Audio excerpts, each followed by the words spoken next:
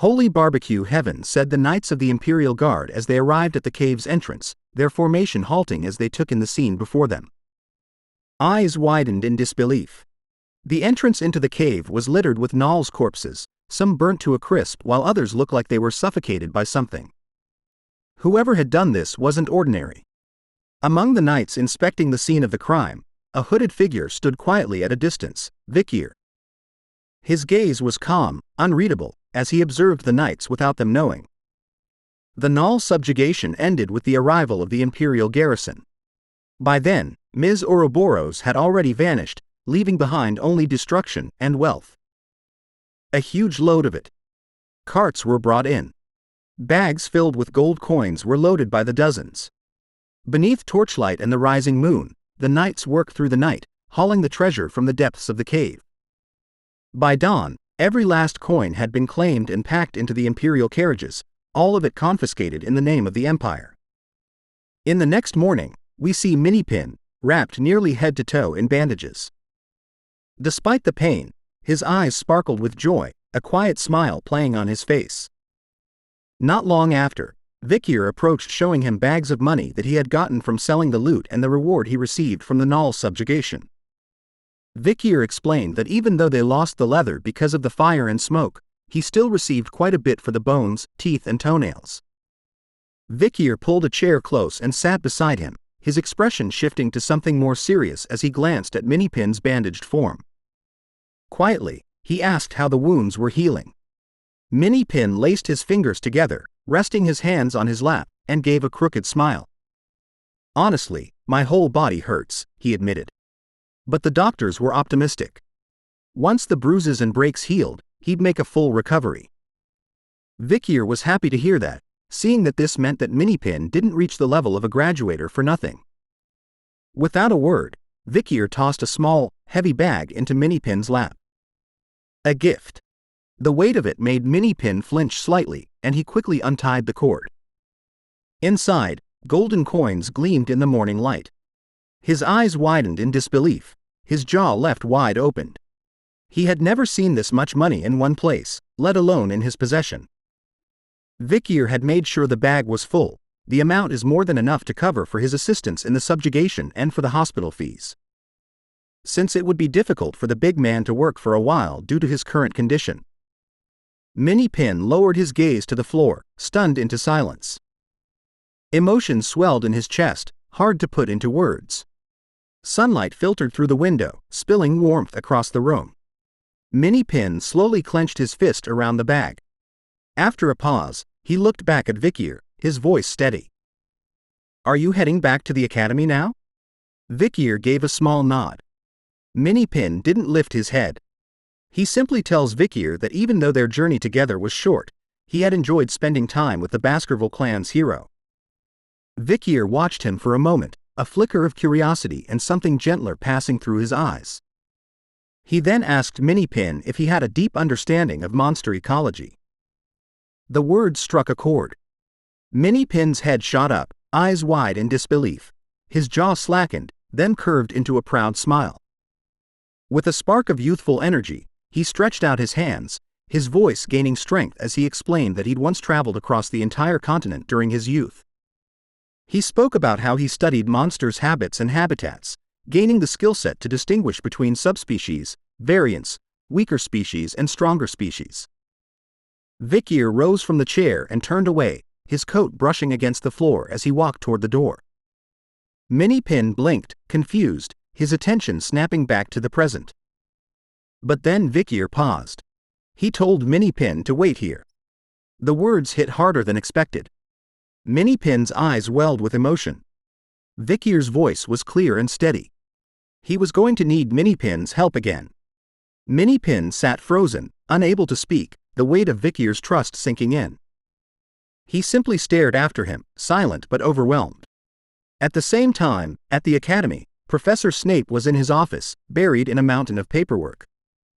Frustration simmered beneath his usually calm exterior, knowing full well that the burden of the academy's administrative work had fallen entirely on his shoulders. As he worked, a sudden knock at the door pulled him from his thoughts. He blinked, lifted his head, and gestured for the visitor to enter. Dolores stepped inside, holding several documents in her hands. He knew that he was about to be nagged again. Professor Snape glanced at her, his eyes sharpening with curiosity as she explained her purpose. She had come to discuss the classmates in need of scholarship assistance. She approached his desk and placed the petitions before him. With a furrowed brow, he began to read them carefully. Dolores explained, "These were petitions written by the students who cannot attend the academy's next semester due to their financial situation.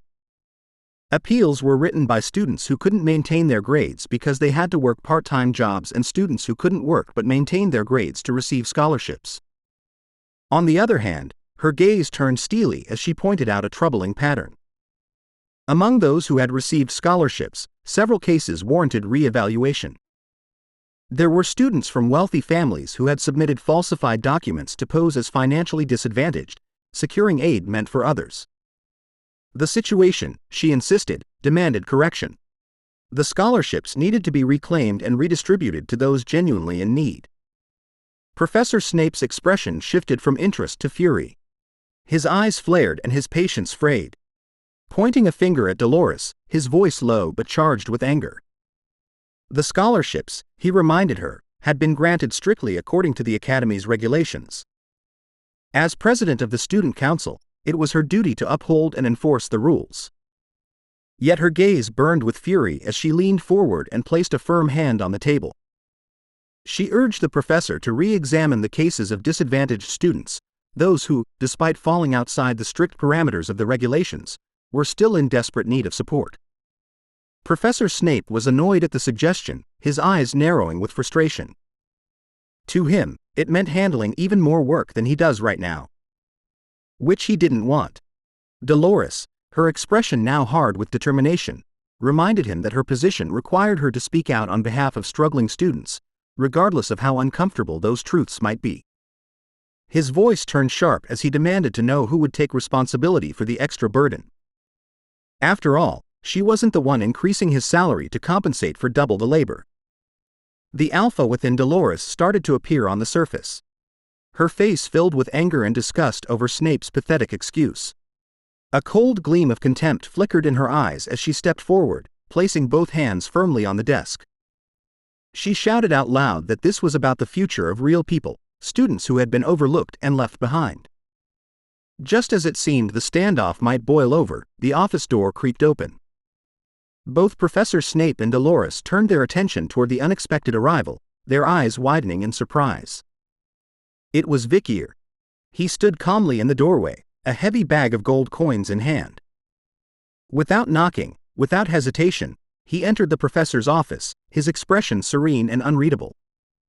Professor Snape sneered, his voice laced with mockery as he asked whether Vikier's parents had forgotten to teach him basic manners such as knocking before entering the room. At the remark, Vikier's expression shifted subtly.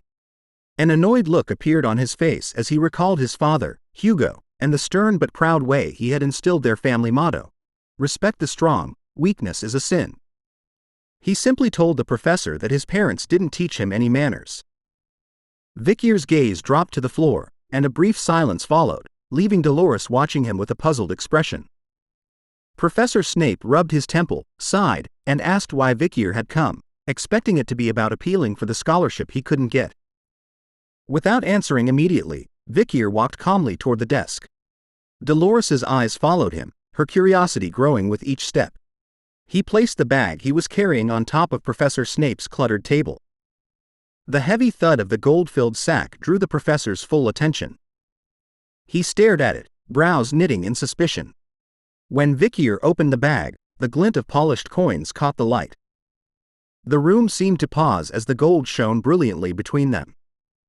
With a calm, straightforward gaze, Vikier looked the professor in the eye and stated that he had come to pay his tuition. Snape's eyes widened, disbelief flickering across his face. He demanded to know where a student could have acquired such a fortune.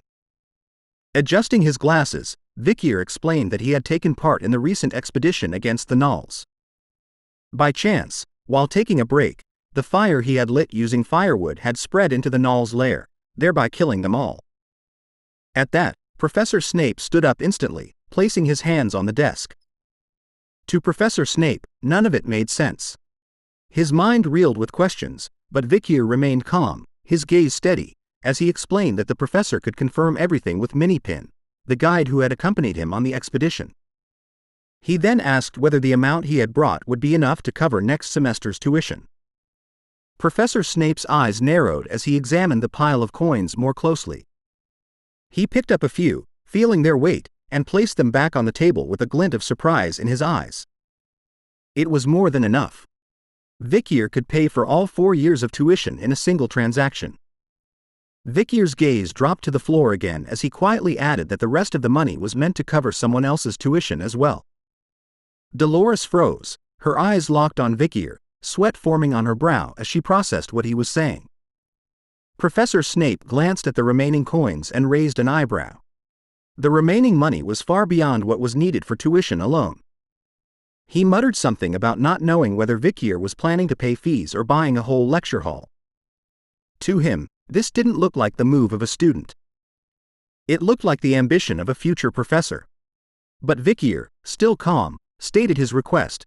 The leftover funds were to be used for students who had been unable to pay their tuition. Dolores's eyes widened, disbelief washing over her. She hadn't expected such a gesture. Professor Snape looked at Vikier with suspicion, asking if he truly meant to donate all that money for scholarships. Vikier nodded, then added a condition. Recipients of the scholarship would need to complete a set number of volunteer hours at a local orphanage. A silence followed his words. Then, with a bemused expression, Professor Snape pointed a finger at him and asked if he wanted to give the scholarship a name, perhaps something like the Vikier Award. Vikier wished to remain anonymous. So he chose to name the scholarship Perry's Scholarship. When Dolores heard this, her eyes widened in astonishment. She brought her hands to her mouth, her cheeks flushing as her gaze lit with determination. Vikier formally requested that Professor Snape register the scholarship under that name. By then, the sun had begun to set, casting golden light over the academy. Elsewhere on campus, the student council room buzzed with quiet excitement. Word had already spread among Dolores and the other council members. An important scholarship sponsor had appeared, one who offered a new opportunity. For many, it felt unbelievable.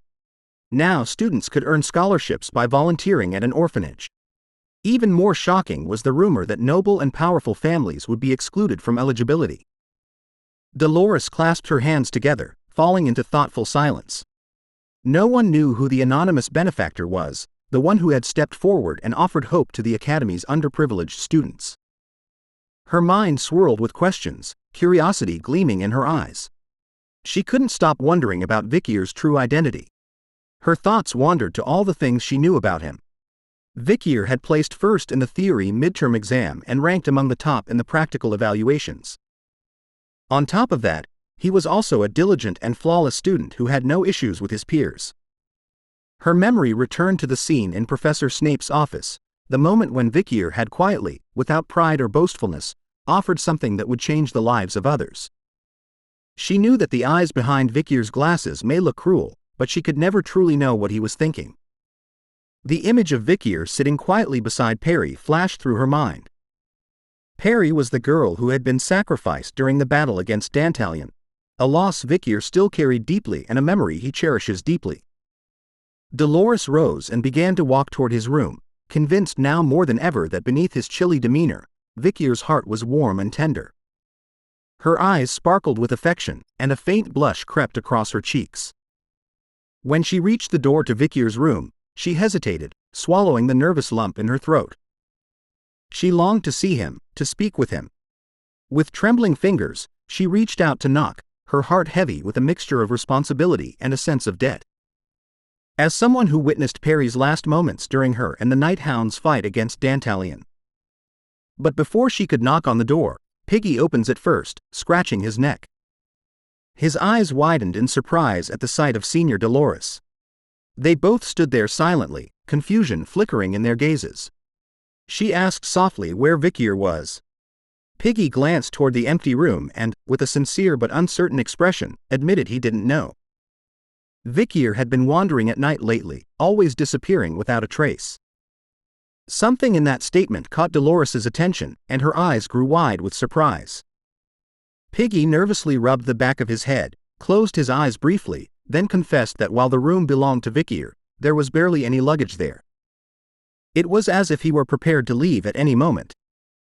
Curiosity shone brightly in Dolores's eyes after Piggy said that the words, "leave at any moment," remained stuck in her mind. Piggy turned away abruptly, confusion still clouding his expression. Telling her that Vikier might also have a story, but as his roommate, he couldn't help but be worried that one day, he might just disappear completely from their lives. As he turns to face Senior Dolores, she had already silently left the room, waving him goodbye, her back turned as she walked down the hallway, bathed in sunlight. Piggy watched her go, wondering quietly if Dolores's concern for Vikier ran deeper than mere friendship. Thanks for watching the latest part from the voice of Manhwa. Subscribe for more content and don't forget to comment below what you want to see in the future. Like and share for more.